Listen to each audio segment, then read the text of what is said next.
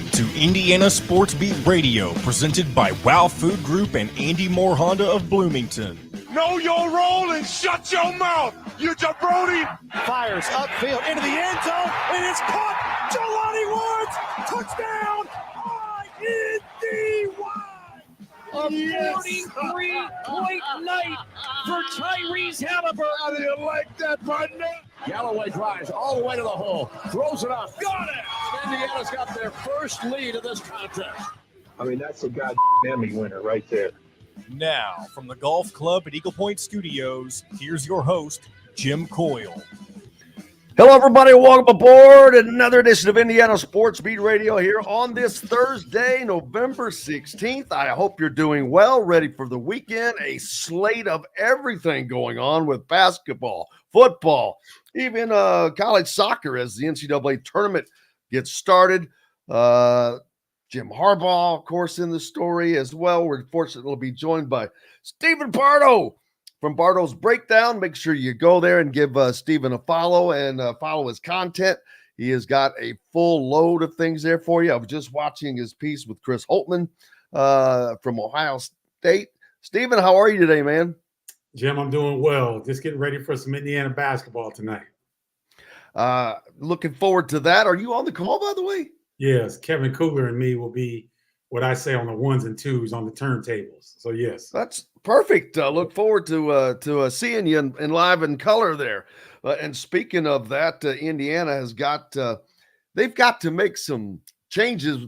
I'm not talking about personnel wise, but within themselves, they're just not getting done some of the things that they need to get done, especially with the level of talent that they have. Yeah, but you know, Jim, I always caution fans that it's November. It's still very early. Guys are learning how to play with one another in certain scenarios. And so, you know, I think the Army game was a great example for Indiana, playing a team that's a little unorthodox. They don't have traditional bigs. And so you've got Khalil Ware chasing on the perimeter, Malik Renew chasing. That's not going to be something they're going to have to do on a nightly basis in the Big Ten. So it's a good change for them. It's a good challenge, and it puts those guys in certain situations where they have to learn one another. But I think overall, I like what I'm seeing from Indiana. Yeah, we've seen some good things and some questionable things, and I guess more they're the expectations, and that's a word that is a very tenuous word, but the expectations for someone like Mackenzie Mbako, very high coming in, and making that adjustment to the college game. Whether he's great or not, sometimes it takes longer for certain guys to make that adjustment, especially dependent upon the coach. They maybe, obviously, Mike Woodson is asking more than just the offensive performance. You've got to play defense for Mike Woodson. Oh, there's no question about it. And I think that just goes for any team in the Big Ten. You've got to defend at this level. And that's the toughest part for young people to understand, is that they're a player like McKenzie is so talented, and he's been able to maybe not be held as accountable on the defensive end because he's such a talented shooter. And so it's going to take a little bit of time. You know, I remember Jim as a freshman coming in, and you just cannot believe how fast the game is, how much faster the college game is from the high school game, and the strength aspect of it, having to learn different defensive coverages, trying to figure out what to do on offense, trying to stay out of the way, trying not to make a turnover. It's a lot to throw on any freshman. And so anytime you see first-year guys come in and really excel from day one, that's an exception.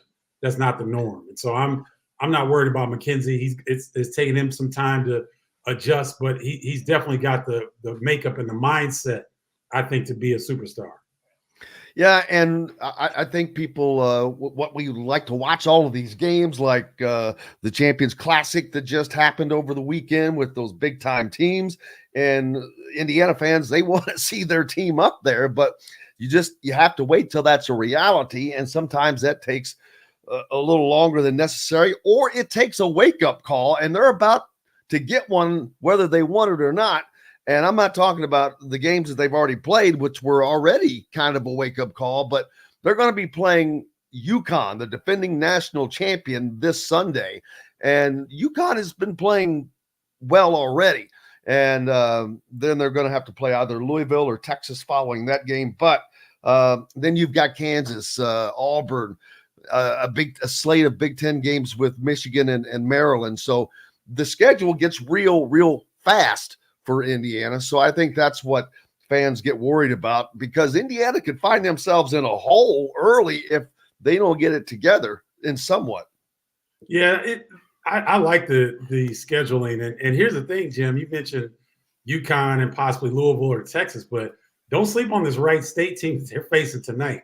Scott Nagy can coach. I mean, I go a long way back with him. We played against each other in high school. His dad was Dick Nagy, who was his longtime assistant at Illinois. He recruited me out of high school. So I've got some ties, and I know this program. Wright State has 4 guys that average double figures. Tanner Holden is a guy that Big Ten fans might remember his name. He was at Wright State his first 3 years, went to Ohio State last year. Now he's back at Wright State. This guy can score. Calvin is the preseason player of the year in the Horizon League. This is a quality team. So Indiana's they go up in weight class definitely on Sunday, but I hope that they don't overlook this Wright State team because they're very, very good. Yeah, I mean, they're 90th in the Ken Palm. This is a top 100 Ken Palm team, yes, man. So you're not playing here. They ain't playing, as they say. But we've seen these other teams that have already come into Simon Scott Assembly Hall and give Indiana all they wanted, mainly because they've allowed them a lot of open 3-point shots, and they have gladly taken advantage of that. And boy, these teams have been stroking the 3 against Indiana. Yeah, they have. And again, when you're looking at these teams like Army, Florida Gulf Coast, they're undersized. And so when Indiana steps up in weight class, I think they'll be the games will be more traditional in what I mean. And so Khalil Ware won't necessarily have to chase a smaller forward on the perimeter. Malik Renew won't have to be switching or fighting over screens out on the perimeter. It'll be more traditional inside out play. And so I think these guys, I think those games, the Army, this one tonight, Florida Gulf Coast, I think they present different styles. And so it puts those guys in position to learn what they need to get better at. So I'm not really worried. I know that Mike Woodson will have them. The biggest thing to me, Jim, is how hard are you playing and what is the level of chemistry on your team? And I see guys really reaching out to Khalil because he's kind of a soft-spoken guy, but he's so freaking talented that if he gets comfortable and he starts to understand where Malik is going to be on certain scenarios, what Xavier is going to do when he's penetrating right, can he get to the sweet spot? All these different nuances, those will start to come. But I'm telling you, I'm not concerned with Indiana. I liked how hard they're playing, and I liked how Army pushed them a little bit out of their comfort zone. That's what you want to see in these November games. Absolutely. And I think that sometimes it just takes, I don't know why, but brighter lights to get some guys engaged. And I think Stephen obviously knows what I'm talking about. What I mean is a bigger stage, and they need that bigger challenge for some reason. I don't know why, but we'll find out. But Khalil Ware, speaking of him, he's been a pleasant surprise. He has played well, especially again, why Oregon did what they did with how they spoke about him on the way out was a disservice to him, because he looks like he is, and I don't want to call him a kid. He looks like he's a player that has learned, that is coachable, that is taken in what Woodson has given him, that he wants him to do, that how he wants him to try to play. And he is someone who I expect to continue to just grow as this season progresses. Oh, I don't know if there's a more talented player in the conference. And I'm not saying that just because I'm on here with you, Jim. You know me. I'm a straight shooter. I've seen that young man. He's got a feathery touch. He can shoot the 3. I've seen him knock down his free throws. He just doesn't get rushed. And that's the thing. Those are qualities of special players, that they can stay within their speed and not get rushed out of what they're trying to do. So I like what I'm seeing from Khalil. I think that he's only going to get better. I think that his teammates, they're starting to see where he likes the basketball, where he's most effective. Can he catch on the move? Can we get him at the rim? Can he rim run? These different things that they're starting to find out that this young man is supremely talented and gifted. And I think that there's a comfort level that he's finding with Mike Woodson and the staff and being here in Bloomington. You know, when you take a young man and you take him across the country in Oregon, I'm not throwing shade at Oregon at all because they will be Big Ten brethren here soon. But it's a different atmosphere. It's a different campus. It's a different way of life out there. And so sometimes young people get kind of off. They're just not comfortable in their surroundings. I think that here, for whatever reason, Khalil feels a lot more comfortable and is starting to show on the court. Yeah, and also being a freshman. Man, when you're a freshman, there is so much. Your head is swimming for 1,000 reasons because you're doing 1,000 different things just in basketball. You've got college. You're on your own. There's just 1,000 new things that you're dealing with. So as a freshman, I think that sometimes that happens. And that's, again, why we go back to Mackenzie Mbako. Yeah. I think that he's maybe being, I don't want to say overwhelmed, but he's just being inundated with a lot of things that he wasn't expecting. Maybe he didn't know it was going to be this fast. Maybe he didn't know he was going to have to play this hard on defense. A lot of these guys have never been challenged like this because they've always been the best guy on the floor or the best guy in the gym when you're in high school. And that changes because when you get to this level, everybody was the best in the gym or on the floor or on their team back in high school.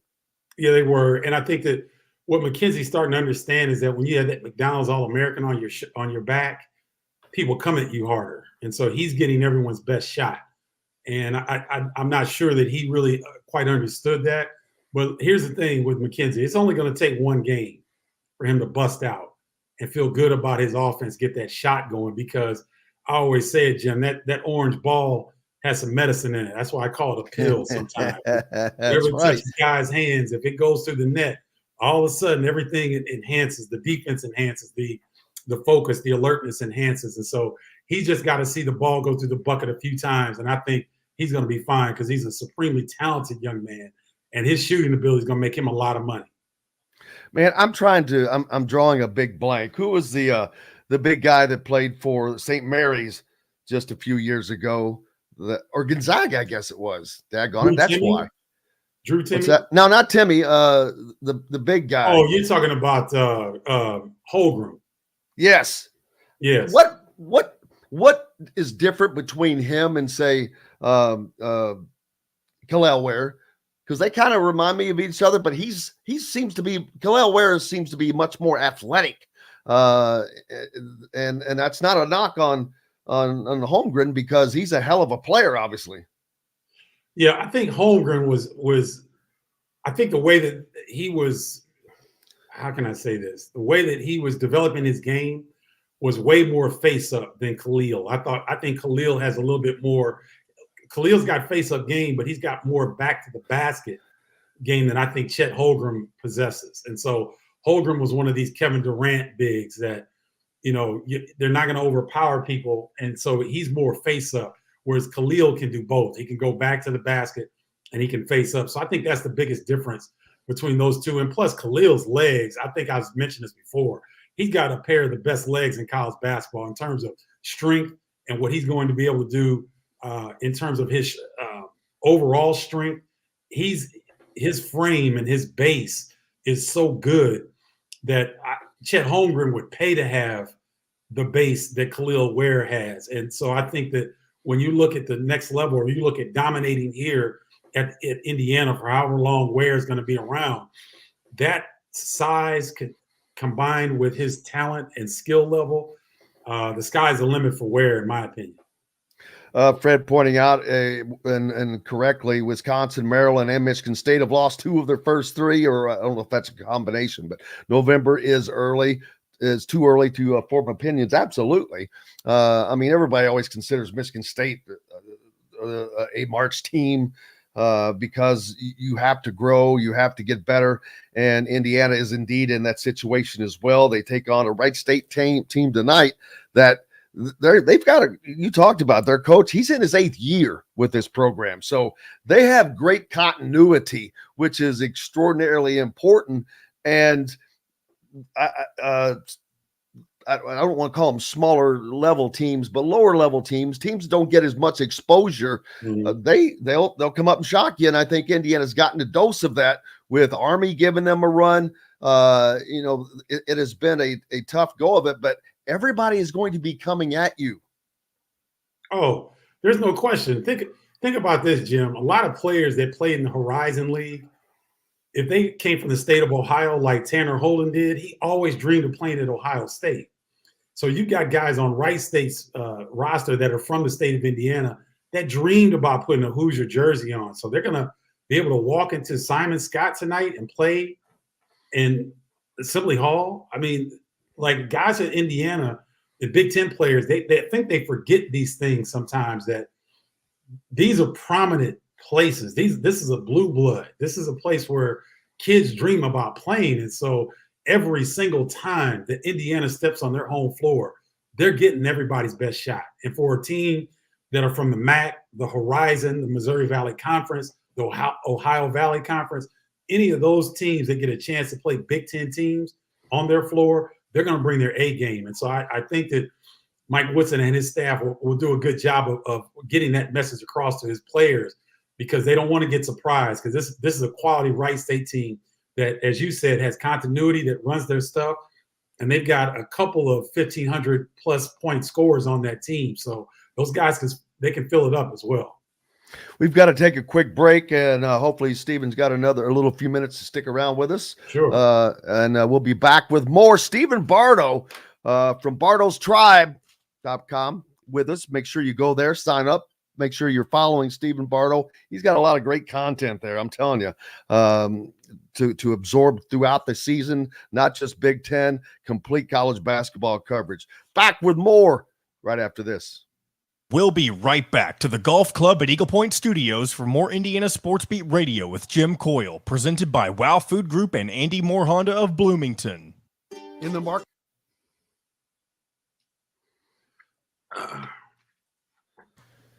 All right, I still haven't fixed it, but thankfully the show can still go. Absolutely. Man, it's so funny, Stephen. I saw now everywhere you go, you see the kids. They got that milk gallon jug full of water everywhere. I was at an IU football game, and I'm there. I'm like, what the hell? Oh, I know. I was going through security, and the kid in front of me was he was a student media member or something. Down in his damn bag, he's got a milk gallon jug full of water. I'm like, are you kidding me? Yeah. I'm like, wow. Man, they are on it. Yeah, they're getting smart about that water usage, man. And especially if he's a student, he might have been having popped a few cold ones the night before. So I have noticed that for a fact. They are on the water thing. That's good. I like to hear that. I do want to talk a little bit about Jim Harbaugh. That situation, because it involves the Big Ten. I mean, can you imagine if this was basketball, but now you can't really do that in basketball. There's not signs and whatnot, but yeah, it's crazy. Very crazy. You follow the college football play? Yeah, much. I watch it. Yeah, I follow it. I mean, I know you're. But you're so busy, because I know the prep that goes into what you guys do is insane. Yeah, it's a lot, but I break away, and I'm a big college football fan, so I went and saw Deion Sanders' first home game in Colorado versus Nebraska. Oh, did you? This year. Yeah, had a great time. Well, there's the perfect relate. He's been linked to the potential Texas A&M job, man. What would that be like? Oh, Harbaugh has? No. Deion. Oh, Deion's not taking. He's not going to do that. I know he won't go, but that's crazy. He's going to go. He'll go somewhere, but I don't know that he'll leave within the next few years. Yeah, he's got to wait till his kids are gone. I was going to say, how old is Shadur and I forget his other kid's name. I think they're going to I've heard they're going to leave next year together. So he'll be here. He'll be through. Here we go. We got about 10 seconds. All right. Go and bring y'all back in. At Eagle Point, go online to set your tee time or call 812-824-4040. The Golf Club at Eagle Point in Bloomington. This segment is brought to you by the Chop Shop, home of the Indiana football and men's basketball coaches shows.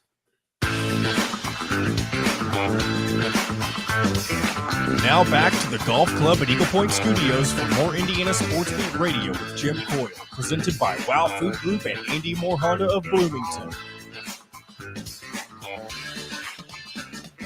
Welcome back, Indiana Sports Beat Radio here on this Thursday. I appreciate you being with us, and Stephen Bardo with us. Very, very grateful to him be here. Part of Bardo's Tribe. Make sure you go there and sign up for that, bardostribe.com. And there's another one, Stephen, that you have. What is the other one? Just Bardo's Breakdown on Facebook. Yeah. Yeah, I mentioned that earlier. That's very, very great. Good stuff. You go in there and now what is that all just, I can't remember, just interviews, or do you go over specific games? And yeah, I do game breakdowns, reactions. I do all kind of stuff in there, man. It's make sure you go to bardostribe.com and check it out. Bardo's Breakdown on Facebook, Bardo Media on YouTube. I do a bunch of different things, just trying to give Big Ten fans some insight into what's going on from somebody that's calling the games. And I'm telling you, it's worth going into because he gets everybody on, and I can get the same people on, but the conversation will not be as good, and it won't be the same because Stephen will be able to get things from those guys that I can't, because he's at that level. He's either played with them or coached or played against them as a player. So make sure you check all that stuff out. College football news, man, in the Big Ten, Jim Harbaugh has just been a lightning rod at Michigan. And the Michigan fans are really cracking me up because it's like come hell or high water, we're not giving up. We're not conceding. And I was reading more this morning, and that it's the NCAA has apparently all they need. Now, they're not going to move quickly, and the Big Ten probably moved too quickly, but they really didn't do anything just by banning him from the sidelines. He can do everything else.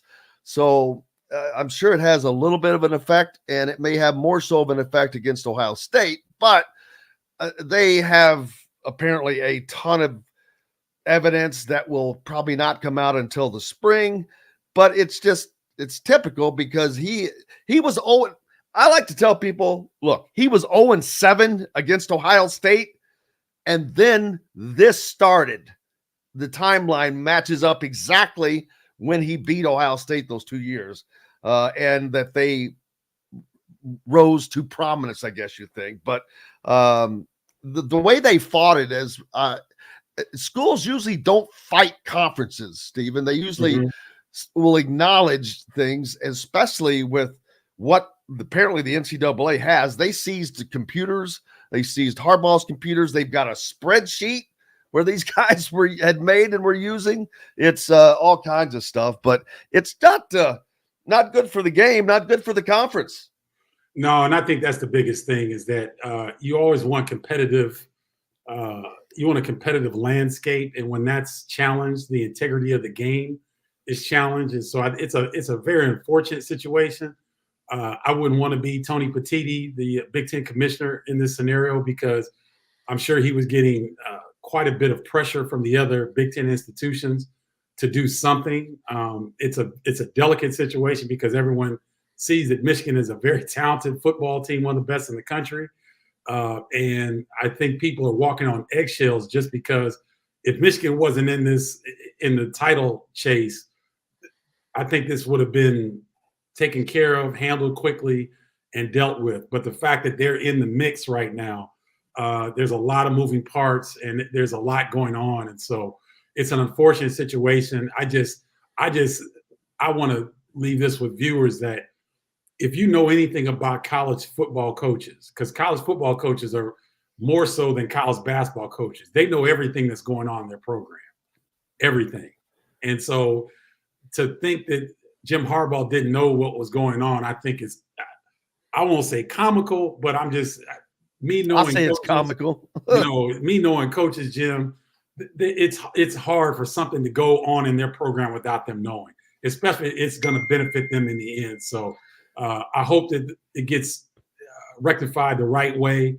If the punishment if the crime is done, the punishment needs to match the crime. So we'll see what happens. But it's an unfortunate situation for the conference overall. Yeah, this went way too deep for there not to be knowledge of it. There's way too much information when you talk about spreadsheets and all of this. There is no way that it's not known. The travel, the paying of the tickets, I'm pretty sure that's not coming out of his pocket all the way. And I don't know if they'll be able to trace all that back. But regardless of the fact, Ohio State could certainly settle it. And there is nothing Ryan Day would like more than to stick it to Michigan in the big house. Yeah, it's gonna be fascinating. Those games, man. When Michigan and Ohio State hook up, regardless of what's on the line, it's always fun and it's always special. There's always something unusual that takes place. I doubt that when they do hook up, I doubt that Michigan will run the ball the whole second half like they did pretty much against Penn State. They won't run it 32 times in a row, I bet. Yeah, I mean, they're going to have a little bit more variety, I think, when they go up against Ohio State. But we'll see something unexpected because we always do in that game. It's always so much fun. And it's always a highly watched game, of course. Yes. It's one of the top games. This may become just an unbelievable can't miss game for people. The ratings may be off the freaking chart, especially if it's a close game. This may be one of the most watched games in a long, long time. Oh, I think nationally, because people are going to be interested now that if you're an SEC football fan or you're an ACC football fan, you're paying attention to what's going on in the Big Ten now because of Michigan and Ohio State and where they are in terms of the seeding right now for the national championship race. So it's going to get huge eyeballs on it. All the stuff with Harbaugh and Michigan, that's going to bring some more casual fans to the mix. So I agree with you. They may break records in terms of viewership, but I'm going to be it's going to be fascinating to see how that game plays out because all the intrigue, all the love between the two programs is going to be on display. Oh, yes, and they definitely love each other, especially the coaches. I mean, it's great. It's a perfect. I love rivalries. Mm-hmm. I really do. Who is Illinois' true rival in basketball? Yeah. I mean, I would say Indiana. It was Illinois and Indiana had a deal for a while. Yep. Yeah, I would. In my time, it was Indiana. I think now it might be Iowa, just because there's been some combatants going on. Brad Underwood and Fran McCaffrey have, their assistants kind of got into it a little bit. They've been some exchanges over the years. So I think it's a little bit more Iowa, Illinois, just because the nastiness between the fan bases. There's a little bit of nastiness that's exchanged. Oh, yeah. It was the kids from Illinois bought tickets to the Iowa game last year. Yeah. And Iowa wouldn't let them use them. Yeah. They shouldn't have said anything because I wish they could have now. I wish they would have been able to go through with that, but that was great. What is that? Is that a group? I forget. It's a group of kids that go to every game or something. Yeah, it's the Orange Crush. And what the problem was, they were posing as a nonprofit organization. And so Iowa said, look, this was deceptive. You shouldn't have done it like this. And so there was a big hubbub about that. And, it says, to me, I think it's great because that's what college sports is about. These students trying to figure out ways to support their program come hell or high water. And I thought it was great, and I think it's awesome. Yeah, and it continues to build in those rivalries. So it was, to me, it was a lot of fun. In addition to tonight's game on the IU campus, Stephen, Indiana plays soccer tonight, the start of the NCAA tournament. They host Lipscomb at 6 o'clock. So I'm going to try to catch a little bit of that before I head over to the Simon Scott Assembly Hall. But Indiana has been a varsity soccer program for 51 years, I think, and they've been in the NCAA tournament 48 of those. Wow, that's amazing. This is their 37th consecutive NCAA appearance in the men's soccer tournament, and there have been I think like 51 college cups, and they've been to 22 of them. Wow. That's the Final Four. So it's amazing. This team was not one that we expected a lot of. They got off to a slow start, I think 3-4-4 to start the season, but then they went on a winning rampage, tied Penn State for the regular season, tied over the Big Ten, and then both of those teams made it to the finals of the tournament. Indiana wins the tournament 1-0 over Penn State, and now they are in the NCAA tournament, which starts tonight at 6 at Bill Armstrong Stadium on Jerry Yeagley Field. So if you can get out there to that, I think they had around almost 5,000 people at their last match. So wow. They're always unfortunate, though, that they're going up against IU basketball. And it's like, wow. So unfortunately, I hate that that's going on at the same time. I wish they would have just scheduled that game a little earlier in the day, but it is what it is. So we've got all kinds of stuff going on here, man. And then the home football game on Saturday against Michigan State, which Indiana out of bowl contention now after that loss to whom? Illinois last week. Man, what a game that was. I mean, wow. I was like, wow, look at Indiana. They're kicking the Illini's butt. And then, whoop, here comes the Illinois back. And then there goes Illinois. I'm like, wow, they're up. And then here comes. I kind of gave up. I was traveling and somebody said, hey, that game's tied. I'm like, what? I'm like, are you kidding me? And so Indiana loses it in overtime. But if you watch that game, I know you had to enjoy it. Well, I caught the tail end of it because I kept seeing the score, and it was like, oh, man, Illinois is about to lose this, and they end up coming back to win. So that was a big win for the Illini. And I know on the football side, a lot of people had Illinois kind of challenging for the West title. It just didn't materialize, and so that was a big win for the Illini. Absolutely, and it's big win for Brett Bielema. They have not had the season that they expected. A big part of that, though, I think, is because of Ryan Walters, who left and is now the head coach at Purdue. Purdue have not had a great season at all, but first year getting things aligned. But I think that really put a dent on Illinois, because Illinois is a team that was decent last year, and I'm thinking, well, this year they're going to be tougher than they were. But how about your backup going for 507 yards this kid throws for? Yeah, that was something, and you know that's going to spark all kind of controversy moving forward. So he's not, and the starter's back this week. He's back on the bench, man. Yeah. It's something, and it's going to be interesting to see how they close this regular season out. But again, that's what makes college athletics so much fun, is because you've always got some kind of interesting storyline that's developed. Well, man, I'll let you go because I know you've got to prep for tonight's ball game, and what all goes into that? Do you meet with both coaches? You've got your other prep work that you do. Yeah, what we try to do is scour the internet to see any kind of articles and things. The sports information directors really help us out with that. They'll send us packets of information, articles. Then you try to catch a coach's show if you can.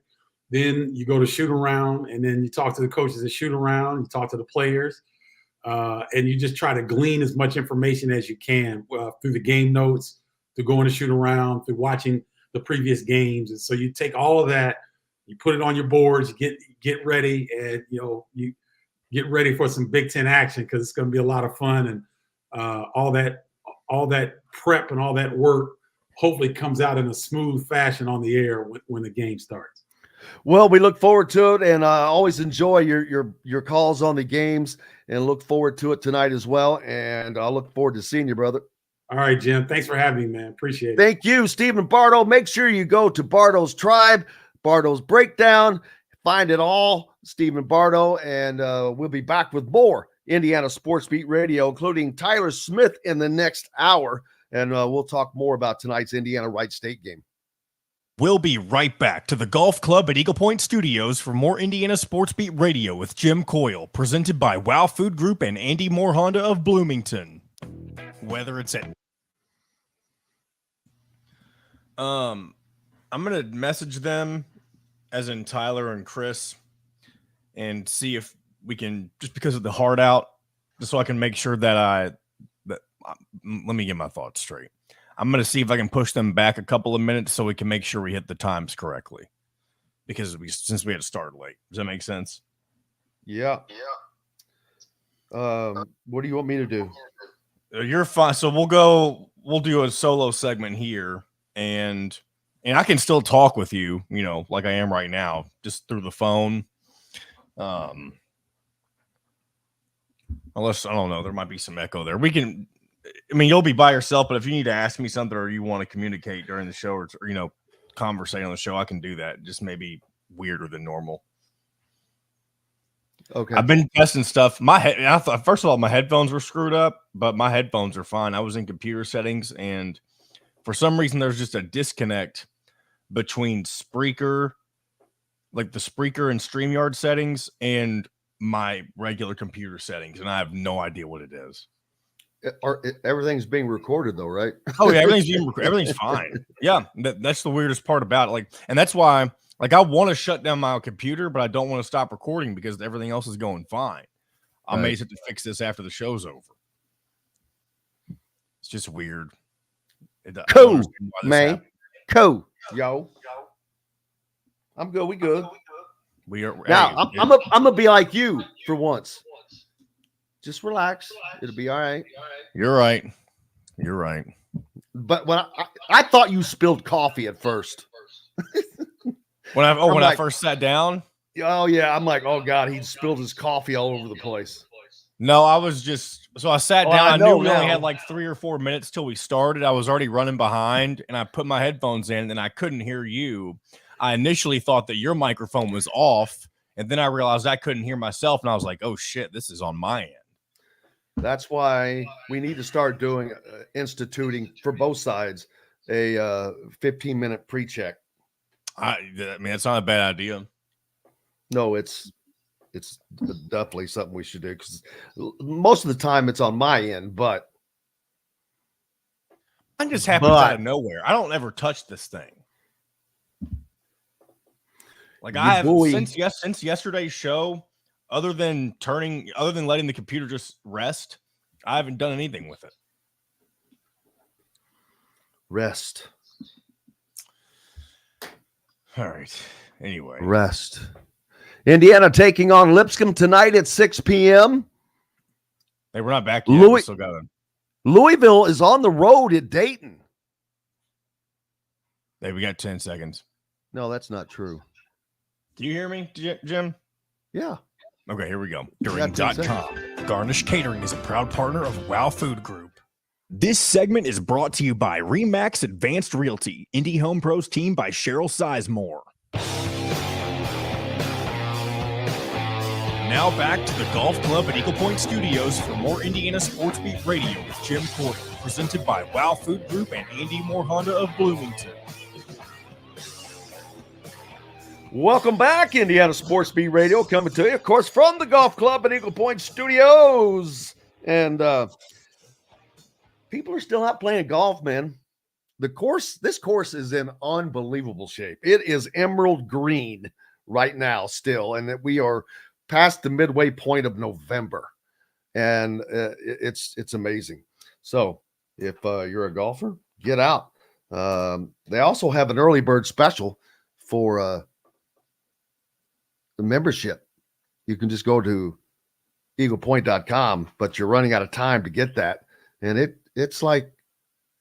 turns out to be like $150 a month, and all if you just play 4 rounds.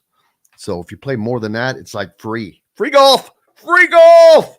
So if you played twice a week, half of that's free.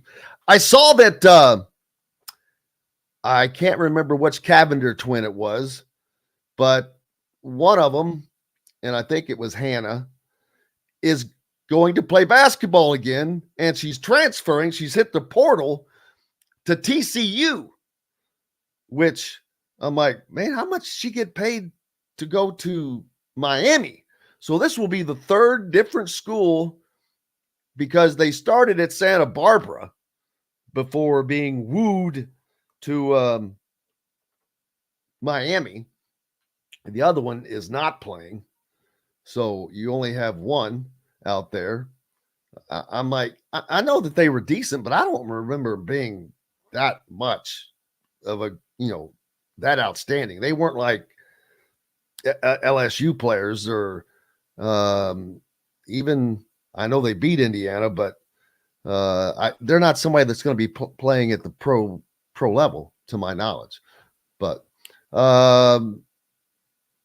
Big Ten basketball tonight.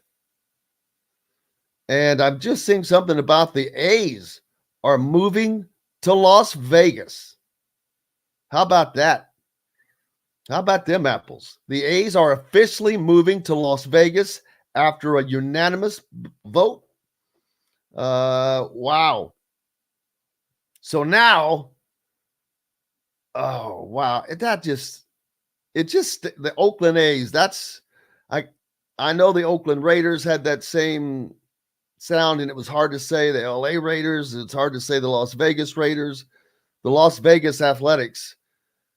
Las Vegas has went from being a town that was not even allowed to have a sport to a town that is just oozing in sports. They're about to cover they'll have 3 out of the 4. They don't have a men's basketball team. That's the only thing that they don't have, is a men's NBA basketball team. And I would not put that off from in the future. But Oakland is just, unfortunately, an area that I think they can't make money there. And you can make a lot more money in Las Vegas, no doubt about that, because you always have for one thing, you've always got new people that are in town. So going to see a Major League Baseball game, hey, why not? We're here. We can go out there, spend a few hours at the ballpark, the casinos. You think that they won't be sending people out there? Hey, we've got 4 tickets for you for the big rollers. We've got 4 tickets for you right on the front row of the Oakland-Boston game. Hell yeah. I mean, that's a win-win for them. They're lucky. Oakland is going to go from being one of the poorer teams in baseball to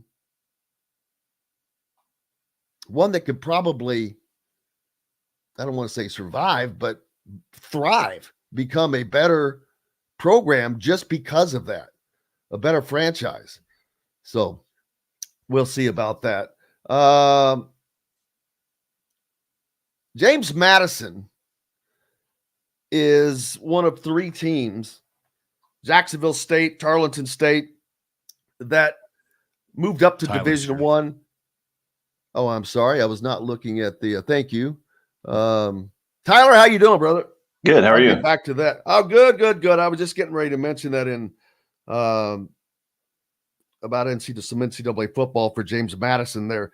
They moved up to the NCAA level, but they have this stupid ass rule that you have to wait 2 years to be eligible for any playoffs.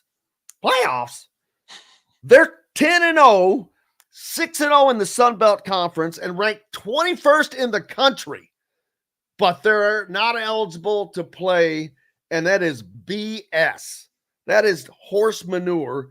That rule has to go away. Now, I do agree with one thing that the NCAA said. They rejected it, and they've always rejected those. if you want that to be different, then change the rule. Well, they're right.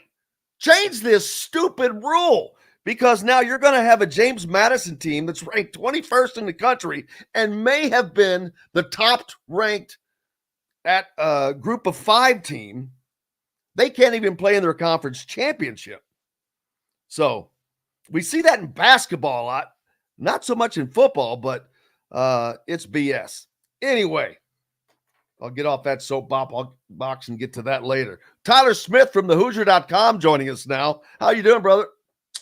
I'm doing great. I was just thinking a fired up Jim is my favorite Jim. It's good to see you. Everybody, what did Spicy Shooty used to say that? It happens I've got to be in the studio. One thing that when I'm on location, I hate if there's people around. It just sucks I need to be in a cubicle or in a sealed room, man. I'm like a caged animal. But Indiana tonight taking on a Wright State team, their last opportunity to play a team that didn't win a national championship, is not ranked number 1 in the country, is not a conference foe other than Harvard in between, but that'll be up in Indianapolis. But this is Indiana has still just not looked cohesive offensively, but worse defensively. Yeah, that's the big one tonight. I mean, obviously with UConn looming, but even more than that, it's just like tonight's got to be one of those nights where, no more playing around. It's time to put a full game together, play up to their capabilities. They could really use one of those nights where everything's clicking. They would calm some nerves of the fans, maybe even of their own team, if they could come out and put up a good effort.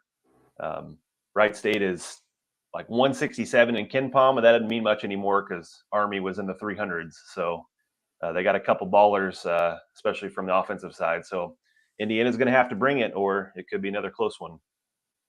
Absolutely. And part of what they need to bring is a much better 3-point defense, a much better ability to not make the defensive mistakes, to not hesitate, to get up on people.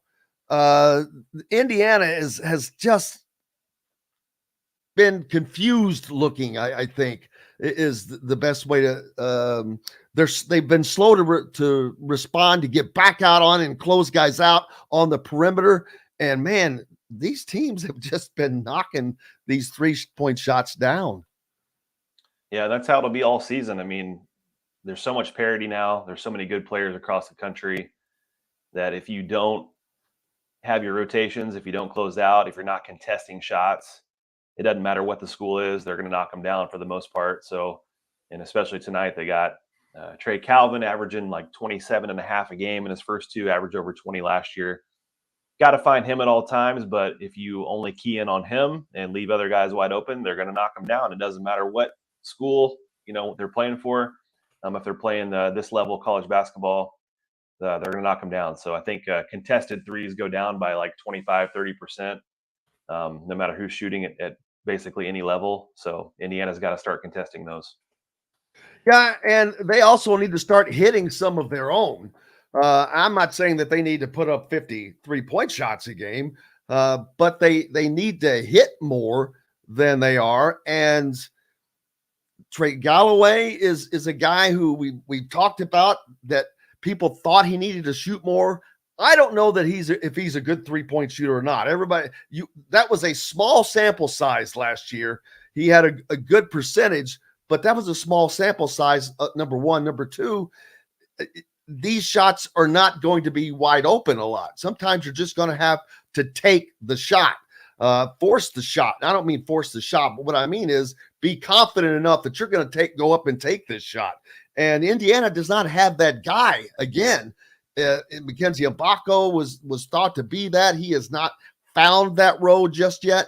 And that's another player that Indiana is waiting to come around, both offensively and defensively. We've seen a few glimpses of it. Man, he knocked down some quarter threes, and we know he can shoot. I've had too many people tell me how good of a shooter he is. But Indiana needs him to get acclimated to this college game as quickly as possible.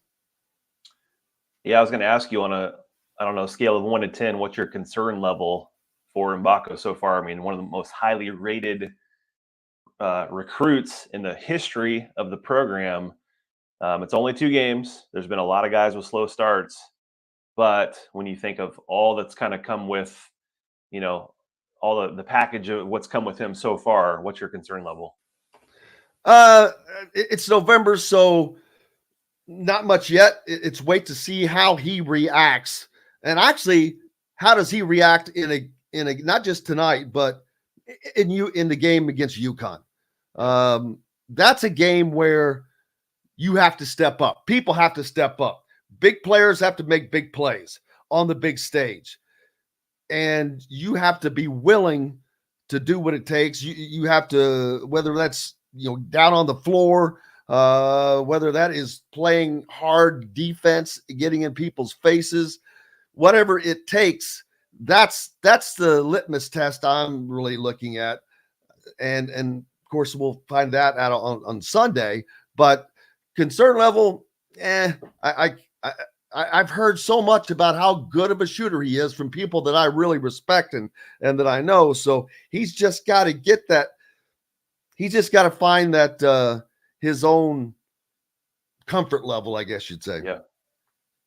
The reason my concern level is a little bit higher from where it normally would be in November is because of how important he is to this team this year. If it was another season when they had a bunch of returning players and he was kind of, one of the pieces to the puzzle, I'd feel less concerned. But the fact, I wrote about it in the preview as well. If he, Ware and Mbako have got to be the guys. And so if you're only getting one of the two, you just start to wonder where that production is going to come from. But it is incredibly early. So we'll see. You mentioned the the 3-point shooting. They've only made 8 the first 2 games. They also, there's not a lot of shot creation. So you mentioned Galloway, who could be a really good, I think, spot shooter, but who's going to be the guy or guys that kind of open up those shots instead of forcing, ill-advised opportunities. But hopefully Mbako turns into that. Hopefully Johnson continues to do a little bit of that as well.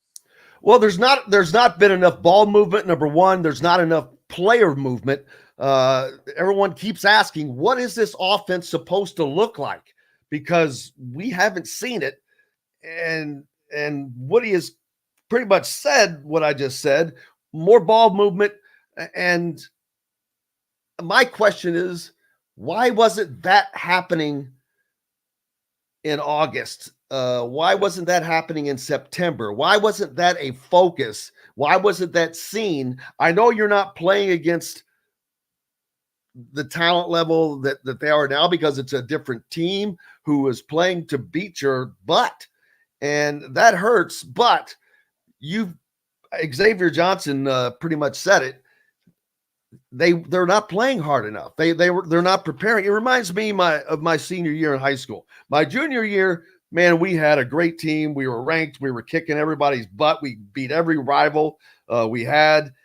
And my senior year, our coaches thought we were going to be as good. And I'm thinking, do you not realize who all we lost? And the class below us didn't have a lot to help out. And we weren't what we were my junior year, but they took it easier on us. And I remember during preseason, I'm like, man, this is kind of easy because last year it was hard as hell. And that turned out to be a mistake. I'm wondering if some of these guys have been coddled a little bit and the toughness is not there yet. And you got to be tough. You have to play tough. You have to be tough. You have to want to be tough. Yeah, and I wonder too I think a lot of fans would immediately go to the coaching staff with that comment, like, where's this at? Where's the effort? But I almost wonder if he's calling out some of his teammates as well, that, the coaches are putting certain things in motion and you're not, taking advantage of it. You're not going as hard as you can. Because I know a lot of times as a coach, I would say, and learn a lot from some of the greats, that you can't always teach effort and competition. You can make them go do certain things, but it's up to them to kind of kick it into gear. And so hopefully Johnson was also holding his teammates accountable this week, and hopefully we see a difference on the court tonight. Absolutely. We'll be looking forward to that. Indiana taking on Wright State. What is that, 7 p.m.? Yep. 7 p.m. at Simon Scott Assembly Hall. So we'll check that out. And Tyler Smith from thehoosier.com. Make sure you go to thehoosier.com for all your content for IU news and recruiting. Right now, there are pieces up right now in regarding to Wright State and coverage from that game tomorrow. Thanks, brother. We'll see you at the game. Sounds good. See you then. Hey, we got more coming up on Indiana Sports Beat Radio in our next hour. Chris Denari from the Pacers will join us, and we'll see what else we can get into. Back with more right after this. We'll be right back to the Golf Club at Eagle Point Studios for more Indiana Sports Beat Radio with Jim Coyle, presented by Wow Food Group and Andy Moore Honda of Bloomington. In the market.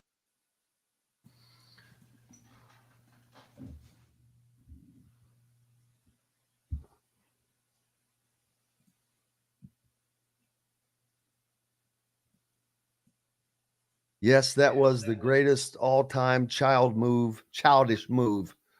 I think I still have a copy of that picture on my phone.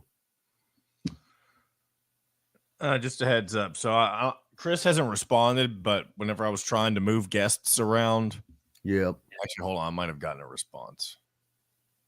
Oh, never mind. This should be a regular 20-minute segment solo until I told Chris to come on at 10. He may or may not see it on time. Solo, you can't hear it? Yes. But by the way, did your roadcaster come in? Yes, thank you very much. No, I just got to forget. Man, I'm seeing some new names and I want to get them shout out to.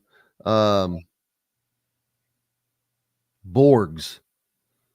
That's funny. Jesse, how you doing, brother? I don't remember seeing your name on here before, so great to see you. Well, that's another good question. They're not doing much of anything. They seem like they don't seem like they've been practicing since last June.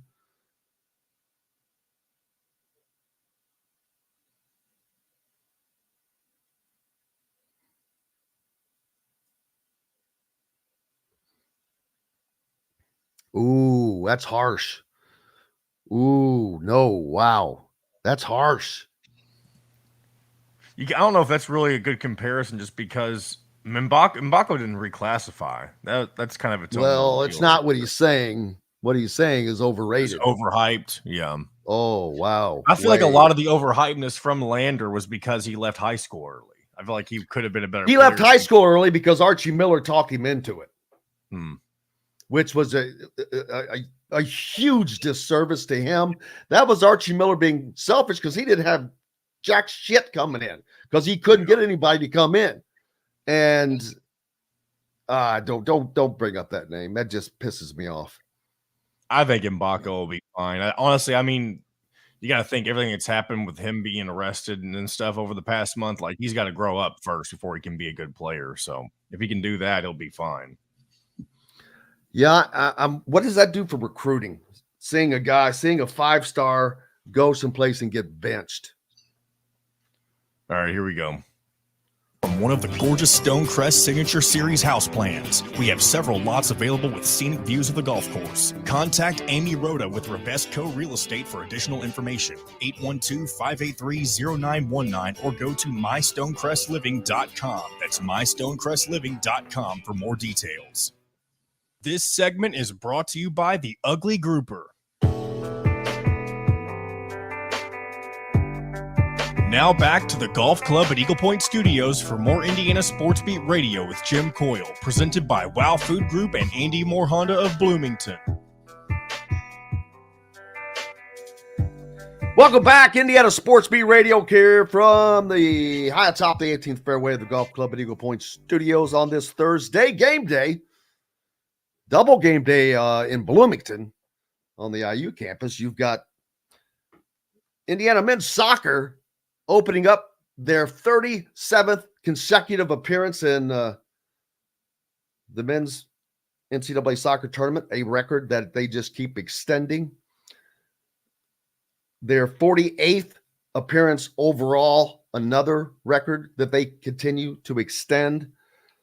They play Lipscomb tonight at home, and if they win this match, they will head east to take on Wake Forest. So it's going to be interesting to see. Indiana will have to go on the road if they are able to get past Lipscomb. Louisville on the opposite side of the bracket, taking on Dayton. That is tonight at 7 p.m. Unfortunately, the same time as Indiana. Men's taking on Wright State in basketball. So I'm going to run over, catch some of the soccer game, and then have to head over to the Simon Scott Assembly Hall. Looking through here, man, you've got Louisville in this, Kentucky's in this. I'm trying to look and see if there are any teams, UCLA, one of the new teams that would be in the Big Ten next year. So they have obviously a good soccer program. Looking at the other teams that are in it. Oh, Marshall, don't even, I hope they get beat. Charlotte. Wow. How about Charlotte making it in against High Point? Holy moly. A lot of East Coast teams. SMU. Surprising. That surprises me. Oregon State, who was Portland, Yale, Bryant, Hofstra. But none of the other three newcomers to the Big Ten next year I see are in this tournament. But of course, wait a minute, I'm on the other side. There's another bracket. Who else from the Big Ten make it? Surely Penn State made it, right? James Madison. James Madison, what the hell? Who poured water on that plant? Basketball, soccer, and football move up to Division I. Now, soccer, they must have already been in Division I because they're playing in the NCAA tournament. So that's an oddity to look at. Notre Dame in the men's tournament. Did I miss Penn State? Did they not get to make the tournament? Finished tied for the Big Ten Conference and second in the Big Ten tournament, and they did not make it in. Holy smoke. That's a little surprising. Boy, how tough does that make this thing? Yo. Wow. Indiana taking on Wright State tonight, like I said. That game's at 7 p.m. at the Simon Scott Assembly Hall. Not many other games in the conference tonight. I think there's just, one other game. Missouri at Minnesota. That's at 9 on BTN. Both these games are on BTN, so that game will follow Indiana. As far as the rest of Division I, any games of note? Oh, St. John's. How about Rick Pitino in St. John's? He travels to North Texas. That guy's just a basketball junkie, man. He can't get enough. And it'll be amazing to see what he can do with him. Number 6, Houston is in action, taking on Towson. As we look down this, there's a big slate of college basketball games on tonight. I can tell you that. Future opponent Auburn is at Notre Dame tonight at 9. So there's a good one to watch to get a preview of Indiana's upcoming opponent in the Holiday Hoops Giving down in Atlanta in December.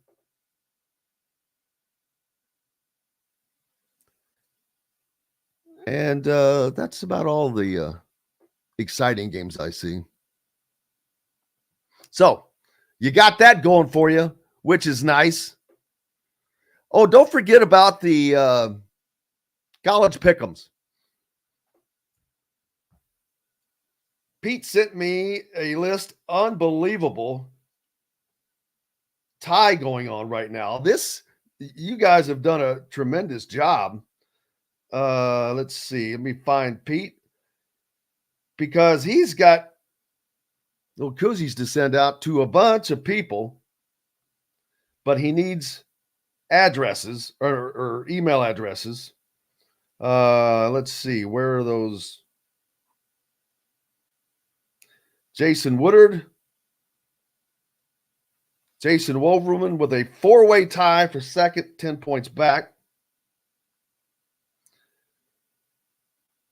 5-way tie for first. It's unbelievable. I'm going to have to get Pete to give me the names exactly of who needs me to send that in, because I'm not sure who all he's talking about. But you guys are killing it on the pick'ems. I have made my selections for the week, but let's try to get over to the group to look at this.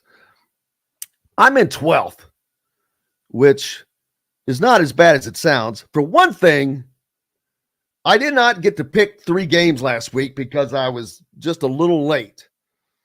And I went back and looked, and I'm like, all right, I would have gone 2-1 on those. So that would have put me at 69-41, which would have put me in a 2-way tie for 8th.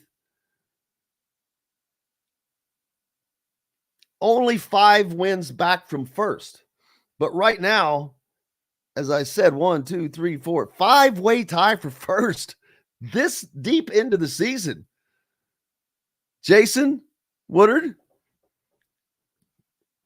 Bill Evans, Jason Spiegel, Dr. Drew Jones, Bill Overman. You guys are all 74-36, and you're tied. Number one spot. Fred, you're 2 games back. Caleb, you're 1 game back of that in 7th. Big David Martin, you're 2 games back of there in 8th. And then there is a 3-way tie for 9th. Harbaugh, Ethan, Pete, I would be tied right there with you if I hadn't missed those picks. Tonight, Indiana taking on Wright State, as I said, and I haven't had a chance to give some shout outs to some people on the Andy Moore Honda hotline. A few names I haven't seen before, so appreciate it. Bob Vernia down in New Albany, my old neck of the woods down there in Floyd County. Appreciate everybody being with us, of course. Fozon on where's my shirt from Jordan or hat, something? Fozon, I gotta have something, a little something, for the effort.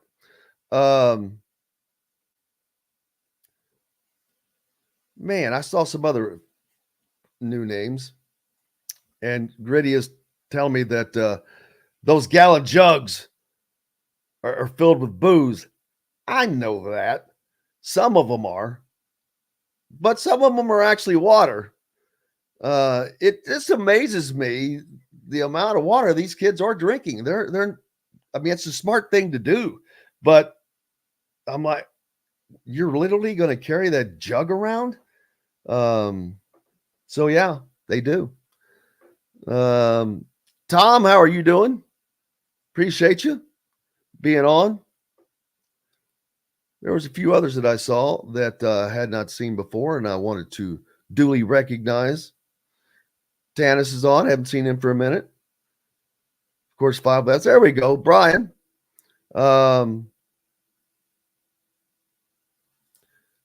says, when the owner of the Pacers passes away someday, does that put them on the move to the Vegas market? No way. No way, man. Indiana is not going to lose a basketball team, but it's a great question, and I'll tell you why. because Indianapolis is not Las Vegas. Indianapolis is not as big of a market as a lot of the other teams, and that makes a gigantic difference. It's also there's nothing wrong with Indianapolis, of course, but Las Vegas is an attractive place where you could probably make more money. So actually a good question. And Jesse said the milk gallons of water are called, I mentioned that, Borgs. I've never heard that term, Borgs. I wonder where that came from. Talking about Indiana and their basketball-wise, Steven says all except for Ware need work. I'd say they all need work, but Ware's playing pretty good. He's playing pretty well. He's growing. He's doing some things. And they all need to play better. Every single one of them. Caleb Banks, CJ, Trey Galloway's okay, like I said, but it's you can't just be okay. And you're either going to get run out of the gym by somebody for a wake-up call, or you're going to do it on your own. I think Mike Woodson will get it out of his team, but I wonder what people like Derek Queen are, how do they take in the fact that here's Mackenzie Mbako is a 5-star that went to Indiana, and he's sitting on the bench. Now, he's not sitting on the bench for no reason. So I'm sure maybe he understands that. I'm sure his coach explains that to him and would do the same thing. Wow, what a comparison. Dabney says Mackenzie Mbako is the new Lawrence Funderburk. I get that comparison, but you're also talking about having to deal with a Bob Knight personality. And Mike Woodson is not that. He is not Bob Knight, no matter what you want to think, the fact that he played for him and all that. He's not Bob Knight. He is a pro-style coach. He's a lot more easygoing, but I'm not saying he's soft on these guys. But it's a difference. But I see the similarity as well between Mbako and Lawrence Funderburk. That was a good comparison, actually. Dabney, good job. Steven saying the shot creation sounds like a coaching thing. Well, I'm not going to disagree with that. That's why I keep asking, why the hell pushing the ball up the floor, for example?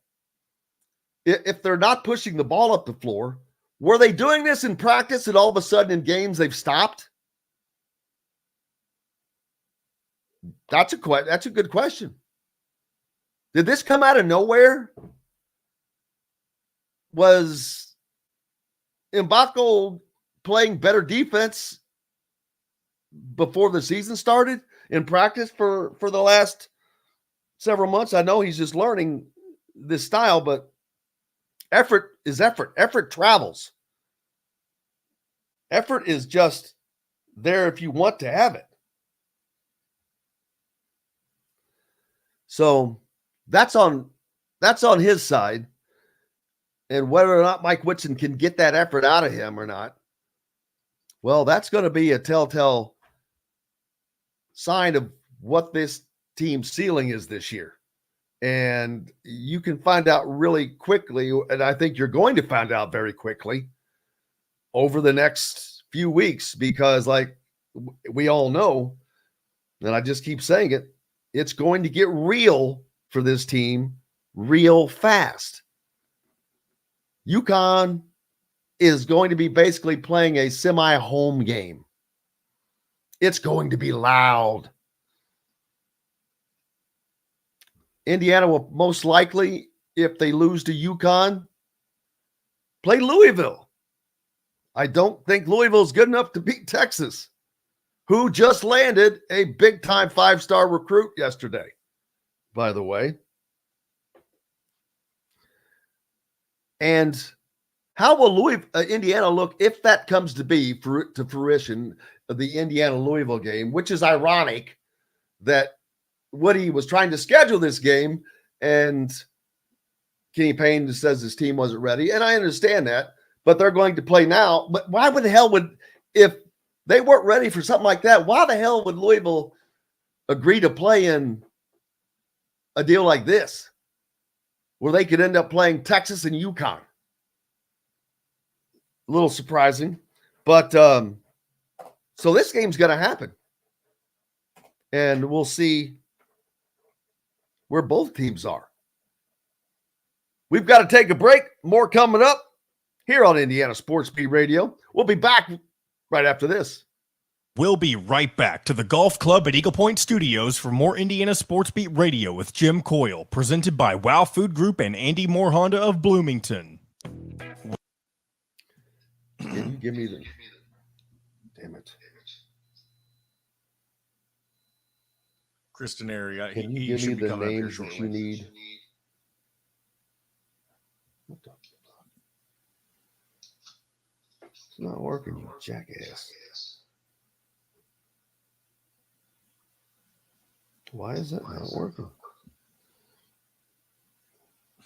Man, my text, the text thing that I use, got switched to something else. Oh, yeah. And I cannot get it switched back. And it's driving me insane. Don't you love phone updates that are unnecessary? Well, it's not an update. There's Google, there's Galaxy, there's different ones that you can use. And I was using a Google one that I loved. And it got switched to something, and I cannot find where to switch it back. And on top of that, there's a screen protector on this stupid phone where it folds. Yeah. The screen protector is starting to come off. So when I do the slide thing, it doesn't work. Don't let me forget about the damn post-game show. What do you mean, delay? You forget about it? To mention it. Oh, Like okay. happening. I gotcha. Excuse me. Pete, what's are the winning names? Put a post up on the comments. James Peter.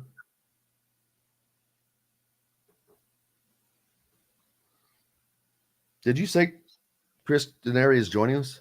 Yeah, he is. He saw my message about coming on at 10 instead of 9:50, so he should be on shortly. Boy, you know what those times do to me. Well, this is just because we had to start late because of my stupid computer. As soon as we finish the show and I get everything sent off today, I'm shutting everything down and rebooting the entire thing. I couldn't do a full reboot today. I just did a regular restart because I thought that would fix it, and I didn't want us to be late. I mean, we were already late, but I didn't want to be later. I don't disagree with you, Brian. I agree with you. They've ignored. Not only is it where, hell, you've got Malik Renew, who has got some good feet down there, and maybe out on the perimeter a little bit too much. All right, here we go, Jim. Chris will be on shortly. Shock Market and Table, a part of the Wild Food Group, is your butcher, baker, and fish house, no matter where you live. This segment is brought to you by Bubba's 33 in Clarksville and Evansville. Pizza, burgers, beer. Now back to the Golf Club at Eagle Point Studios for more Indiana Sports Beat Radio with Jim Coyle, presented by Wow Food Group and Andy Moore Honda of Bloomington. Welcome back, Indiana Sports Beat Radio here on this Thursday. Appreciate you being with us. Bubba's 33 in Clarksville. If you're down in southern Indiana, right off of I-65 on Veterans Parkway, pizza, burgers, beer. Great place to watch a game. They've got about 51 TVs all over the place, and the food is amazing. I'm telling you, and I mean it. Please welcome the golden voice, Chris Denari, the voice of the Pacers, the voice of the butt-kicking Pacers, I should say. How's it going, brother? It's going great. Ironically, we've got some days off. Don't play again until Sunday, so a nice little break. Team took yesterday off. They'll practice today. But, yeah, it's been a lot of fun to watch this team early. They're leading the NBA in offense, averaging better than 126 points per game. Got a big win on Tuesday in the in-season tournament, beating Philadelphia. So 7-4, good start. Probably feel like they should be 8-3, maybe even 9-2. But, hey, that's the way basketball goes. But Tyrese Halliburton, his last two games, 32 assists, no turnovers, scored 62 points. That's mind-boggling. That's all-star level. Yeah, it's all-star. It's the thing about it, Jim, is it's not like he just makes easy passes either. He's throwing alley-oops. He's fitting them into tight windows. He's a guy that takes some chances. So it's not just easy passes that he's making. He's been phenomenal. I think the Pacers as a group have really played well. They've been a little better defensively. People talk about the defense all the time, but the one thing is if you're going to play in a high tempo, fast paced game and you're going to score a lot, well, yeah, the other team's going to score a lot. You're not going to beat teams 134 to 100. This is the NBA. There are talented players. So if you're going to push the tempo and you're going to play in the 120s and the 130s, for the most part, if you win games, you're going to win them between 5 and 10 points. Very rarely are you going to blow teams out. So, but I thought when they needed to, especially Tuesday night down the stretch, they got the defensive stops that they needed to pull that game out because, the two games were a little bit different since they played the back-to-back, if you will, against Philadelphia. In game one on Sunday, they fell behind by as many as 19, but came back to take the lead in the fourth quarter by a point very briefly. And then Philadelphia went on the run and won the game. On Tuesday, Pacers really led for the better part of that game. They had a 13-point third quarter lead. Philadelphia came back, had a 2 to 4 point lead in the final quarter, and the Pacers were able to storm back and win that game. So, it's been a good start. Good to see this group play well. Good to see Tyrese, do the things that he needs to do to lead this team. And they do have one unique stat. They have to be the only NBA team that has scored 150 points and given up 150 points. Because I was thinking, I was looking here thinking they've hit 150 twice, but no, that was actually the Celtics. Yes. Yeah. That beat the crap out of the Pacers. That's been a while, and I'm not trying to bring that up, but I just know 155 to 104. Is that just one of those games that just got away from them? Yeah, that was one of those games. Halliburton did not play. That's the only game he's missed all year. There you go. Big difference. But Boston's also really good. They went into Philadelphia last night and beat the 76ers without two starters. Jaylen Brown didn't play, and Kristaps Porzingis didn't play, and they went into Philly and won. So they're a really, really good team. But you know how sports are, Jim. Every game is a different game, and every night's a different night. I do think the Pacers learned a lot about themselves in that game. Sometimes, when you get beat, it's how you deal with adversity. And I think that's something that they look back on. There are going to be nights in an 82-game season where you're going to lose a game that maybe you thought you should have won. You're probably going to lose a game by a bigger margin than you anticipated. But you just have to manage that, in all perspectives. But I think they've done a really good job through the first 11 games. They're at the top. I think they're fourth in the Eastern Conference right now. They were third. Tiebreakers, all that kind of stuff. But from an offensive standpoint, they're number one in points. They're number one in offensive efficiency. They're number one in assists. And they're shooting the three very, very effectively as well. Well, they're scoring a lot of points, and not only that, 2 out of their last 3 games, they've beaten Joel Embiid and Giannis Antetokounmpo, which that's huge. I mean, you're beating good teams, but you're beating great players, and you're doing it with a young team that is just hitting on all cylinders right now. Yeah, I mean, you think about it. Tyrese Halliburton's only 23 years old. This is only his 4th NBA season. And to do the things that he's doing in a leadership role is hugely important for this franchise. And he has taken on being the face of the franchise. And there was a great article, if people haven't had a chance to read it, ringer.com. Rob Mahoney basically was embedded with the Pacers for about a week. And it's an article about Tyrese both on and off the floor. And it tells you everything you need to know about why he is who he is. So it's a fantastic article talking about his life, about his persona, and about his basketball and how he impacts this franchise every day, from staff to team to coaches to family. And I think it gives you a lot of insight why the Pacers value him so highly. And then where are they in this in-season tournament? Yeah, we played 2 of the 4 games. The Pacers are atop their group. They are 2-0. If they beat Atlanta next Tuesday, they will advance to the quarterfinals, and that's a single elimination knockout round. So getting the win against Philadelphia was huge. You still have to play Atlanta. You still have to play Detroit. Detroit is 0-2. Atlanta's only played 1 game. They're 1-0. Cleveland is 0-1. They've only played 1 game. You play 4 games in your group. Whoever wins that group advances to the quarterfinals. There are 6 groups, and then there are 2 wild cards. So you have a chance as a wild card, maybe if you go 3-1 that you could get in. But then it's like soccer, Jim, is some of the tiebreakers are point differential, how many points you have scored.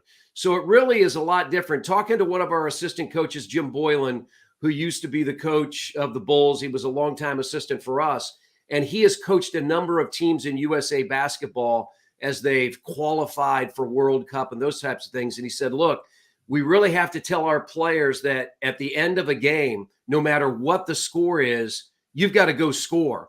In the NBA, if you've got a 5, 6, 7 point lead, with 31 seconds, you're going to dribble the clock out, take a shot clock violation, and then hand the ball to the other team because you don't want to run up the score, right? That's sort of what we're taught to do. That's not the case in FIBA or World Cup or what you need to do in this in-season tournament, because point differential and the number of points that you score matter. So if you're up 7, 8, 9, I guess 2 weeks ago in the Philadelphia-Detroit game, Philadelphia had a 9 or 10 point lead in the final minute, and they were still trying to score. And it sort of irked the Detroit Pistons. But then they realized, well, the rules are a little bit different here in the in-season tournament. So, the bottom line is if the Pacers go to Atlanta Tuesday and win, they will advance to the quarterfinals, and that would be the following week, the first week of December. What's the value of this in-season tournament? What does it do, especially for a team like the Pacers? I think it gives you something to play for. And I'll tell you what, Tuesday night, the game felt different from a regular season November game. You've got the different floors. Teams are wearing their city edition uniforms. But I really felt that it felt like a playoff game. And that's what the NBA is trying to do in mid-November, early December, where you have the start of college basketball. You're in the heart of the NFL season. You're coming to the end of the college football season. They're trying to give some added value to these regular season games. And I really felt it. I just thought it felt like a whole different environment. It felt like a playoff game. And that's what the NBA is trying to do with that in-season tournament. And that has to be great experience for a team exactly like the Pacers. Oh, no question. Who are younger, but and still have a few new pieces. But man, they have just fallen together like gears. Well, I think to your point, Tyrese has said this. Look, Tyrese Halliburton and the bulk of this team have never been in the postseason. They've never played in the playoffs. TJ McConnell has. Miles Turner has. Bruce Brown won a title in Denver last year. Jordan Nwora was on the Bucks. They won a title a few years ago. But the rest of the roster has not. Even if they were a part of the roster, like Jordan Nwora, I mean, he didn't play little at all in those NBA playoff games. So this is an experience that Tyrese had said, look, I want to win. I want to ultimately get to the postseason and win in the playoffs. But if I need to experience that in this in-season tournament, I'm all in. I'm all for it. And like I said, I thought Tuesday night was a great atmosphere. Playing in Philadelphia in front of 20,000 fans, it's always an awesome experience. So I just think it's a nice addition that the NBA has made. I think we'll all weigh it at the end of this and maybe how they improve it. I've said, in my opinion, in your pool, you've got 5 teams. I think it should be 8 games and not 4 games. I think you should play each of your opponents in the pool home and away. And you do that at the end of November and December. And maybe those are all the games that you're playing. The reason I say that, I like how they've said, okay, every Tuesday and every Friday in November is an in-season tournament game. But the problem I see is, like, on Tuesday night, the Pacers played the Philadelphia 76ers in Philly in an in-season tournament game. And then Philadelphia had to turn around the next night and play a regular season game against a rival with the Boston Celtics. I'd like to see all the games in a 2-week window count as in-season tournament games. And that may be something that they look to do in the future. And doing well. So how is that? That's got to be fun for you guys calling those kind of games if it has that tournament atmosphere. Yeah, I mean, Jim, I've said this. It's not unlike a college team going to Maui or going, to the ESPN events, the 8-team tournaments that they have throughout the year from, right about now up through Christmas before conference play, because you give teams an incentive to play for a tournament championship, whether it be Maui, just all the events, the great events that college basketball has. And so I think a lot of the players in the NBA have participated in those events. So why not do something like that during the course of the regular season for NBA players to have something additional to play for? So from that standpoint, I like it. I really do. And then what's coming up next for you guys? Home game on Sunday, the Orlando Magic, 5:00, and then fly to Atlanta on Monday, play an in-season tournament game on Tuesday in Atlanta, and then fly back right after the game and have 2 games bookending Thanksgiving, both at home. Toronto next Wednesday, and then the final in-season tournament game will be that Friday after Thanksgiving against Detroit. And so really this is probably the most time that we'll have off during the season other than the All-Star break when there are no games, other than All-Star weekend. So trying to enjoy and take some time off here in the next couple of days and get back at it on Sunday. Sounds good, brother. Look forward to seeing you soon. All right. Thanks, Jim. Chris Denari of the Indiana Pacers joining us here on this Thursday. We've got more coming up, and we'll be back right after this. We'll be right back to the Golf Club at Eagle Point Studios for more Indiana Sports Beat Radio with Jim Coyle, presented by Wow Food Group and Andy Moore Honda of Bloomington. All right, guys. Appreciate you so much, brother. Okay. Have a good one. Okay. See you, John. See you, Jim.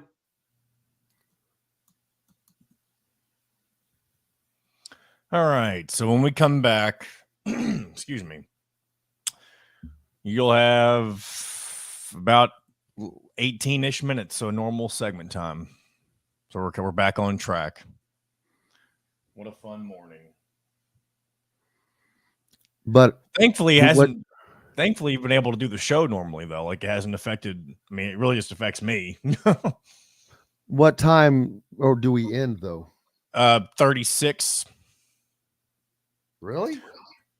Yeah, remember right when we started, you said 6 minutes. Oh, well, it was actually 7, but Really, what you got to look, don't even worry about the 6. What you need to look at is the live button at the top of your screen. When that gets to 1:55, we've got 1 minute left. That's what I always look at. The time at the bottom doesn't really matter. You're like your clock. Oh, I get you. No, I know. That's perfect, though. Perfect. Man, yeah, Indiana. How about that? They've got their turnover, all the turnover trophies. Indiana's belt, and some of them have the belts. Indiana's is an authentic WWE belt. I know, that's pretty cool. I think that's pretty cool. I feel like they haven't had many turnovers this year, but it is what it is, I guess. I need to get him on the show. The WWE guy? Yeah.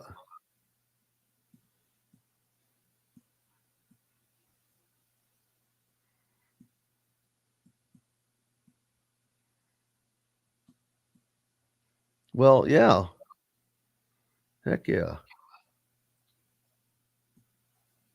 I can't get my stupid computer down. There we go. Raise it.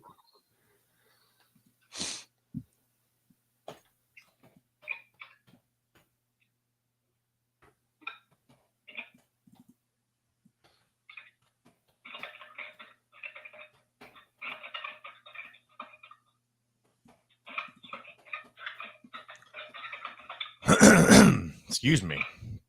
All right, 30 seconds. And they have a sweet deal for all returning students, no matter where you go to school. At the golf club at Eagle Point, students can play for the rest of 2023 for just $299. That's right, play as many rounds as you like for just $299. That's better than a birdie. But you don't have to be a student to play at Eagle Point. Go online to set your tee time or call 812-824-4040. The golf club at Eagle Point in Bloomington. This segment is brought to you by Reynolds Family Dentistry in Sellersburg. Now back to the Golf Club at Eagle Point Studios for more Indiana Sports Beat Radio with Jim Coyle, presented by Wow Food Group and Andy Moore Honda of Bloomington. Welcome back, Indiana Sports Beat Radio here on this Thursday. It's game day. Multiple games going on the Bloomington campus for Indiana as they will host Wright State at Simon Scott Assembly Hall. That is at 7, but an hour before that at 6 over at Armstrong Stadium. The Indiana men's soccer team begins play in the NCAA tournament against Lipscomb. So lots going on. Then you've got football this weekend with the Hoosiers taking on Michigan State, trying to hold on to the old brass platoon. They have it. They have possession of it.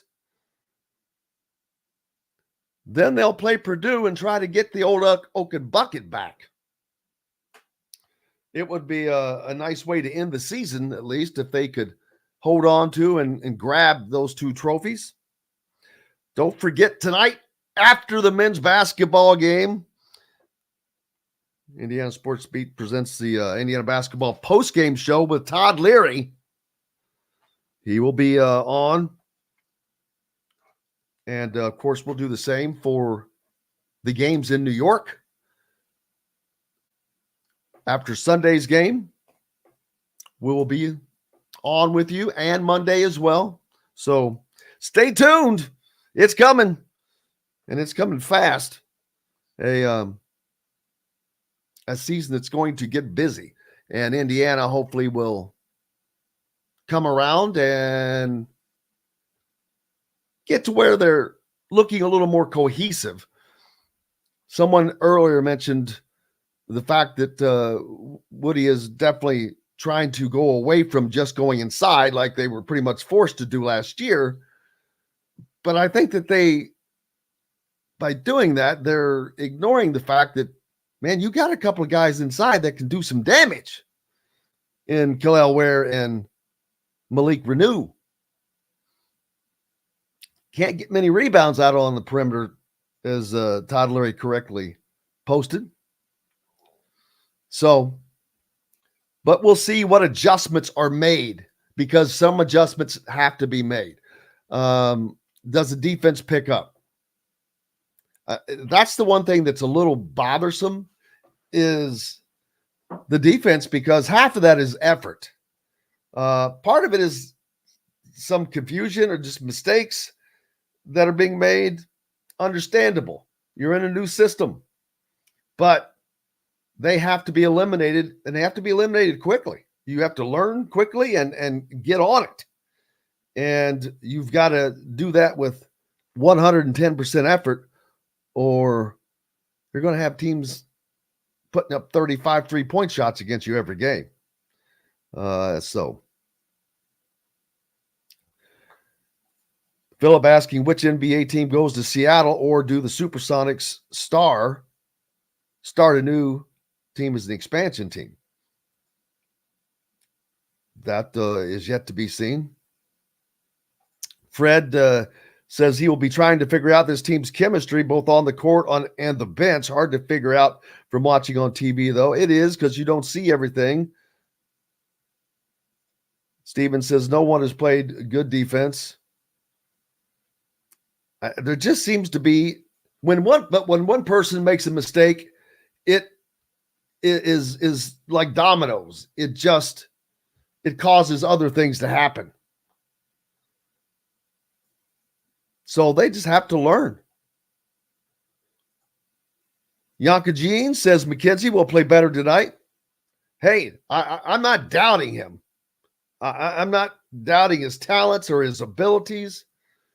I'm just pointing out that where the deficiencies have been thus far. And it's not because of the lack of talent at all. He has the talent. I think that is very evident. He is unbelievably athletic. He has a great shot. Cheryl's hoping that they figure it out soon and that tonight will step up a bit. There's way too much talent on this team. Well, she ain't lying. And don't forget, if you're looking for a home in the Indianapolis area, you need Cheryl Sizemore. Her 2 decades of experience could be the difference between getting the home you want or not. Reach out to her, Cheryl, at IndyHomePros.com. Pete, giving us the winners. Week 11, Jason Willard, Bill Evans, Jason Spiegel, Drew Jones, Fred Haviland, Caleb Boggs, Ethan Weir, Brian. Gee whiz. I won? Oh, it was a big tie for the week. He's talking about for the week. Yes. Man, that's huge. So any of you that want your championship winning koozie for the week, you have to send your email to jpclawson@gmail.com. Or just message us. We'll get you hooked up. But wow, what a big tie. So we've got like a 5-way tie at the top for the season. And then there's this gigantic tie for last week. That's incredible. Bob from Georgetown says Indiana's like lemonade without sugar. The sugar will come soon. That's a good point. I mean, if they want it, they can make it happen. If the desire is there, it will come. And like I said, maybe it takes a game like UConn to bring it out. Maybe it takes that kind of challenge to bring it out. I get that it can be hard to get up for some of these teams. And mentally, it shouldn't be, because they all played Indiana tough. But it's not going to be hard to get up for UConn. That in Madison Square Garden. You want to? There's no bigger lights. There's brighter lights. There's no bigger stage than Madison Square Garden. That is the epicenter. It's the Coliseum. of today's sports world. Truly. I mean, it is the epicenter. Gritty says Indiana will surprise the fans with some wins and disappoint them with some losses that shouldn't happen. Well, that's kind of happened a lot. We'll see if that, and that usually does happen. But we'll see. But they're going to have to get it quickly, because you can't lose to UConn.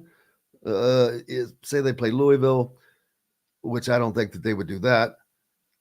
Then you have a Harvard team up in Indianapolis, but you have a Kansas team that is playing extraordinarily well. They're ranked number 1 in the country. Then you have to go to Atlanta and play Auburn. But you've got to play 2 Big Ten games in between against a Maryland team that is pretty damn good. And Michigan is not playing badly. They're probably playing a little bit better than expected. So not only do you have to get your stuff together quickly for a big-time challenge of elite-level teams, you've got to blend in conference play with that, which is different. And I know most people are like, well, it's another basketball. Conference games are different. I hate that they insert these 2 conference games. I would rather it was you get to play straight through, not be like the SEC, and at the end of the year they're playing, St. Mary's Boys School or something. But it is what it is. But that's a challenge. That just adds to the challenge, though. Maybe that helps this team. But it's not that they're not wanting it. You have to have everybody on the same page. And I think that they'll get there. It is early, and Mackenzie Mbako is being challenged right now by Mike Woodson. I mean, it takes onions to bench a guy who is supposed to be your star. And make no mistake, Mackenzie Mbako was expected to be the star. Now, is that fair? That is a question that I think the answer, no, I don't think that that's fair. He's a damn freshman. He should not be expected to be the star of a team that has veteran players on it. He shouldn't have to carry that burden. And I don't know if that's affecting him, but he wants that in a way, because when you talk about only wanting to be, in college for a year, hey, you're setting yourself up for that and asking for it in a way, and I don't mean that in a negative way. You're asking for that challenge. Well, he's got the challenge. Now he's got to answer it. Dabney says basketball is a game of strange happenings. Mbako could go off tonight and have a 25-point game. Many before him have started very slow. Romeo Langford and Jalen Hood-Schifino, he points out. Well, Romeo was in I don't know that they really had an offense when Archie Miller was here.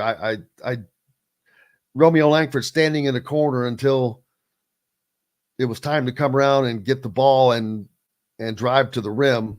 That was Archie Miller's offense. Jalen Hood-Schifino, yeah, it takes him. He's in the NBA now.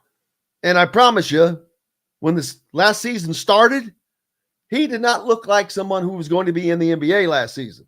Or this season at the end of the year. It's a big step up. So he gets the time to break it in. Unfortunately, that window is closing as far as the challenge is getting bigger. It's closing fast because they head to New York this weekend. But like I said, also that maybe that's the thing that I don't want to say wakes them up, but arises that challenge in them. Kel'el Ware is continuing to play well, and he needs to be challenged. And I'm not talking about by Mike Woodson. I'm talking about these upcoming games. He needs that challenge to grow. Well, they all do, but especially Kel'el Ware, who has played well. He has been a slow starter. He has played really well in the second half of games, which is great. But man, oh man, what would it be like if you had that for both halves? Now, part of that may not be his fault. Indiana, the offense hasn't been in gear. Then they switched to a 3-guard lineup, and that has more success. I don't think that that's something they'll go to a ton, but maybe if they get forced to do it, they will. But if it works, it works. But that requires for that to really be successful against in conference play and against higher profile teams. To me, you have to get consistent production from Trey Galloway. If he's going to be in there that much, you've got to have consistent production from him. You need production from CJ. I mean, he's a good shooter. I've seen it. So he needs to, maybe it's nerves yet, or just hyped up when he gets in. He needs to find that level where he is relaxed and can hit the shots like he can. Let's see. I want to make sure I don't forget anything. That the Heisman race is a 4-person race now, I think. Of course, with Michael Penix, but Bo Nix is thought to be, it was definitely up there. Jane Daniels may be the leader at the moment. Marvin Harrison is up there, but you cannot compare, in my opinion, Marvin Harrison to say, definitely not to Jaden Daniels. There is no comparison of impact on the game between those two. Last week, Jaden Daniels became the first FBS player in history to throw for 350 yards and run for 200 yards. That's Lamar Jackson. And Lamar didn't do that. So Jaden Daniels is probably at the top of most people's lists. And as much as I love Michael Penix and want to see Washington do well, I just can't deny Bo Nix and Oregon. And if and when Oregon and Washington play again in the Pac-12 title game, I'll be surprised if Oregon doesn't win. They could have, should have won the game that they lost at Washington if Dan Lanning had those choices to make over. Maybe he does. I would hope he does, because that kind of cost him. Can Washington get through their schedule coming up? Well, make sure you tune in tonight for the post-game show with Todd Leary coming to you from Hanks. That'll be shortly after the end of the game. Indiana men's soccer at 6 p.m. over at Armstrong Stadium. And then, of course, the men's basketball team taking on Wright State. We'll be back tomorrow to recap all of that action. Bob Kravitz will join us, Zach Osterman, Casey Bartley. And it's been a fun day today. Thank you so much to Stephen Bardo and Tyler Smith, Chris Denari. Make sure you go to all of those gentlemen's sites and check them out. Thanks to John, the producer, as always. Most importantly, thanks to you guys. Without you, we have no reason to be here. Until tonight, I'm Jim Coyle. I will see you on the radio. Thanks for listening to Indiana Sports Beat Radio. Be sure to subscribe to our YouTube page for more clips and team coverage of Indiana basketball, football, and more. You can also find full episodes and tons of other content on thehoosier.com. We'll see you next time for another edition of Indiana Sports Beat Radio.